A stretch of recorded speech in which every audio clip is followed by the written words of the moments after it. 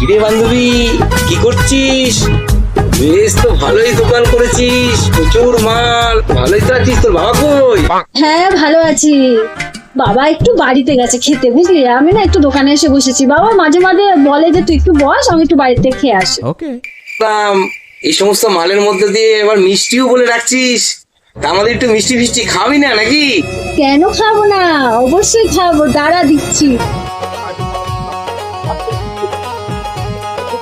এই নে মিষ্টি, দে দে। খা। বা ঝাড়ু খেতে তা মাঝে মাঝে তো তুইও তো মানে মিষ্টি খাস। হ্যাঁ মাঝে মাঝে খাই, কিন্তু জানিস বাবা না সব মিষ্টি গুনে রাখে। বলছিস তোর বাবা সব মিষ্টি গুনে রাখে, তাহলে তুই খাস কিভাবে? কেন? ওই মিষ্টির হাড়ির থেকে মিষ্টিটা নিয়ে নিয়ে করে চুষে খাই, খেয়ে আবার হাড়ির রসের মধ্যে ঢুকিয়ে দিই। কি? তুই এই মিষ্টি চুষে আবার সেই রসের মধ্যে রেখে দিস?